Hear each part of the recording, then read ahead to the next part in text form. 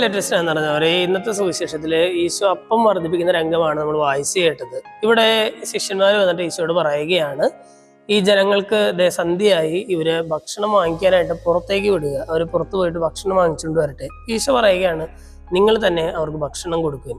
ഈ ശിഷ്യന്മാര് തങ്ങളുടെ ജീവിതത്തിൽ പെട്ടെന്നൊരു ഒരു എമർജൻസി ഘട്ടം വന്നപ്പോൾ അവര് വേറെ വഴികൾ തിരഞ്ഞെടുക്കുകയാണ്. എന്ന് പറഞ്ഞാൽ അവർ പറയുകയാണ്, ഇവര് പുറത്തു പോയിട്ട് ഭക്ഷണമൊക്കെ വാങ്ങിച്ചിട്ട് വരട്ടെ, എന്നിട്ട് അവരൊക്കെ ഒന്ന് സെറ്റ് ആയി കഴിഞ്ഞിട്ട് നമുക്ക് വീണ്ടും പ്രസംഗമൊക്കെ തുടരാം. അവർ പുറത്തേക്ക് ഒന്നുകൂടി ഒരു ബ്രേക്ക് കൊടുക്കാനായിട്ട് പറയണം. അപ്പൊ ഈശോ പറയുകയാണ്, നിങ്ങളുടെ കയ്യിൽ തന്നെ ഇതിനുള്ള ഉത്തരം ഉണ്ടല്ലോ, ഈ എമർജൻസി സിറ്റുവേഷൻ എങ്ങനെ ഹാൻഡിൽ ചെയ്യണം എന്നുള്ള അതിനുള്ള ഉത്തരം നിങ്ങളുടെ കയ്യിൽ തന്നെയുണ്ട്. അപ്പൊ നിങ്ങൾ തന്നെ അവർക്ക് ഭക്ഷണം കൊടുക്കുമെന്ന് പറയുകയാണ്. ശിഷ്യന്മാർ അന്താളിച്ച് നിൽക്കുമ്പോഴാണ് ഈശോ പറയുന്നത്, ആ ഉത്തരം ഞാൻ തന്നെയാണെന്നുള്ള രീതിയിൽ ഈശോ പറയുകയാണ്, അവരെ 50 വീതം പന്തികളായിട്ട് ഇരുത്ത്. എന്നിട്ട് ആ 5 അപ്പവും 2 മീനും കൊണ്ടുവന്നിട്ട് ഈശോ സ്വർഗത്തിലേക്ക് ഉയർത്തിയിട്ട് അത് വാഴ്ത്തി അവർക്ക് മുറിച്ച് വിളമ്പാനായിട്ട് ഏൽപ്പിക്കുന്നു.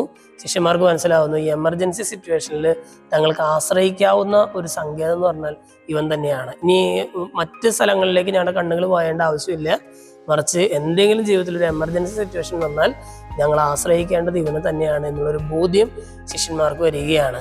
ഇന്നത്തെ വചനഭാഗം വായിച്ചു കഴിയുമ്പോൾ ഈശോ നമ്മളോട് പറയുന്നൊരു കാര്യം ഇത് തന്നെയാണ്. നിന്റെ ജീവിതത്തിൽ എന്തെങ്കിലും ഒരു എമർജൻസി ഘട്ടം വന്നാൽ, എന്തെങ്കിലും ഒരു പ്രതിസന്ധി ഘട്ടങ്ങളൊക്കെ പെട്ടെന്നൊക്കെ വന്നാൽ, നിനക്ക് ഏറ്റവും ആദ്യം തന്നെ ആശ്രയിക്കാവുന്ന ഒരു സങ്കേതം എന്ന് പറഞ്ഞാൽ അത് ഈശോ തന്നെയാണ്. നീ ചുറ്റും നിന്റെ കണ്ണുകൾ വായിക്കേണ്ട കാര്യമൊന്നുമില്ല, മറിച്ച് നിന്റെ മുമ്പിൽ നിന്നെ സഹായിക്കുന്ന, നിന്നെ നയിക്കുന്ന കർത്താവുണ്ട്. ആ കർത്താവെങ്കിലേക്ക് നിന്റെ കണ്ണുകൾ വായിക്കുക. സ്നേഹമുള്ളവരെ, ഇന്നത്തെ വചനഭാഗം വായിച്ചു കഴിയുമ്പോൾ ഈശോയിൽ കൂടുതൽ ആശ്രയിക്കാനായിട്ടുള്ളൊരു കൃപയ്ക്കായിട്ട് നമുക്ക് പ്രാർത്ഥിക്കാം.